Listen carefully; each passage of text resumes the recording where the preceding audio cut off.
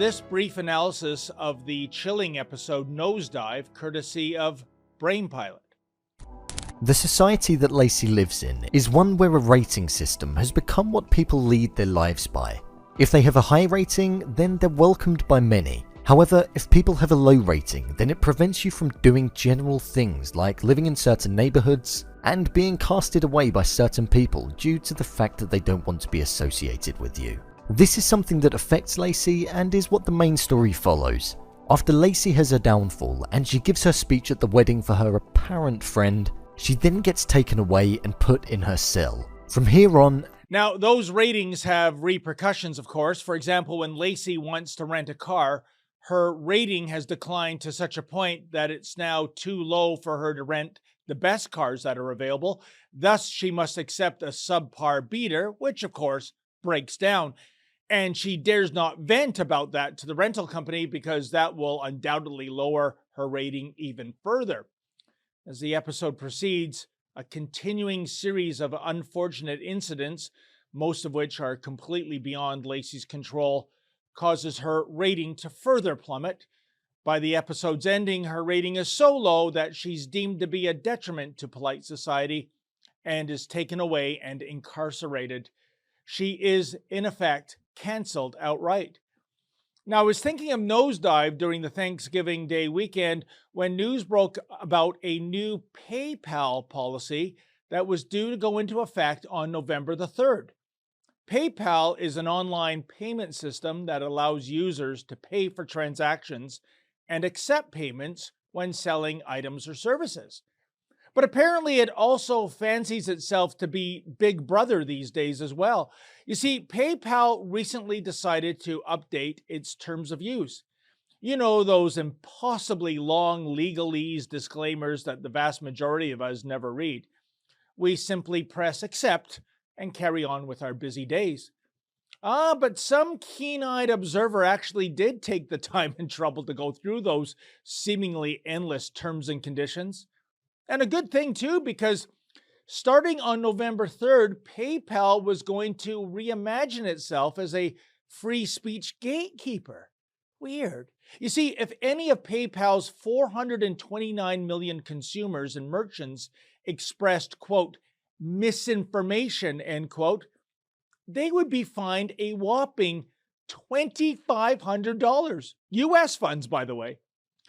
How utterly astonishing is that? The idea of a financial services conduit devolving into a bunch of censorious corporate thugs that would take it upon themselves to, one, think that they are the moral authorities when it comes to what is and isn't so-called misinformation, and two, would be so full of unearned entitlement that they would consider themselves to be members of law enforcement or government, i.e., the typical entities that actually do have the ability to issue fines. And finally, three, that this could actually take root in the United States of America, you know, land of the free and home of the brave, and lest we forget, the home of the First Amendment, too. When the shite hit the fan, PayPal quickly went into damage control mode. The company eventually crafted a statement that reads as follows, quote, an AUP, aka Acceptable Use Policy, notice recently went out in error that included incorrect information. PayPal is not fining people for misinformation, and this language was never intended to be inserted in our policy. Our teams are working to correct our policy pages. We're sorry for the confusion this has caused, end quote. Fascinating. PayPal issued a statement that was meant to clear up confusion, but actually the statement causes more confusion. Well, at least it does for me, folks.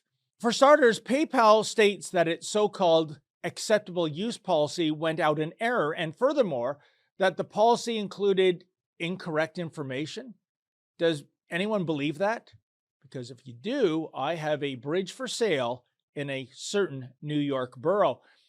That's because when terms of use policies are crafted, the corporate legal team goes through such documentation with the proverbial fine-tooth comb. lawyers actually fret over all the nitty-gritty details when it comes to terms and conditions, right down to whether a particular sentence needs a comma as opposed to a semicolon. So the idea that some loosey-goosey and presumably unapproved verbiage got into the acceptable use policy, it's completely preposterous. This simply does not happen. Regardless, such verbiage is not computer generated. Somebody at PayPal, who remains unidentified, by the way, thought this was a jolly good idea.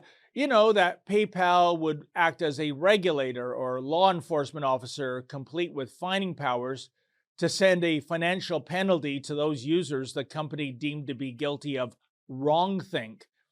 And another thing that further diminishes PayPal's credibility on this issue, those terms and conditions that PayPal would like you to think were just some random error or whatever, well, they were precisely defined, weren't they? Consider that $2,500 penalty. The fine is not $2,400, nor is it $2,600, but precisely $2,500. Contrary to what PayPal is claiming today, everything about those terms and conditions were thought out completely. PayPal is not currently in mea culpa mode for its attempt to boost its bottom line as an unofficial censor. Rather, it is showing contrition because, well, it got caught red-handed. To add fuel to the fire, PayPal is actually in cover-up mode right now because nobody I know is buying that copious quantity of bullshit that its new and unimproved policy was an error. Rather, I think PayPal thought that given the current draconian climate that is now governed by the unholy trinity of wokeism, political correctness, and cancel culture, I think PayPal thought they could get away with such a fascist policy without creating any shockwaves whatsoever. And dare I say it, they likely thought they'd be applauded for its censorship stance, by the usual suspects, everyone from the Joe Biden Democrats and the Justin Trudeau liberals to all of those moronic Marxists on campus, all of whom have a problem with free speech and none of whom have a problem with limiting free speech, even in the USA. Folks, in a way, I kind of regret that this policy is not taking effect on November 3rd, because I would have loved to know what the corporate masters at PayPal would deem to be so-called misinformation. We'll never know for sure, but I do have a hunch based on the political landscape of Silicon Valley, which is to say, here's betting that a PayPal user questioning the legitimacy of the 2020 US federal election would indeed be slapped with a $2,500 misinformation fine, whereas a user questioning the legitimacy of the 2016 election, they'd be free to do so. They might even be rewarded. I'm also going to speculate that anyone disagreeing with the policies of head medical necromancer Dr. Anthony Fauci would also find his or herself $2,500 light in the pocket. What you just saw was an excerpt from my nightly show, the Ezra Levant Show. Every weekday, I do a monologue. Usually it's about half an hour. Then I interview an interesting guest, and then we read my hate mail or my fan mail, whichever is more fun. It's only available behind a paywall, though. That's how we pay our bills here at Rebel News. We don't take a dime from Justin Trudeau. But the good news is it's only $8 a month, about half the price of Netflix. And in addition to my nightly show, you also get weekly shows from 4 other friends here at Rebel News. So you're getting 36 shows a month just for $8. I think it's worth it.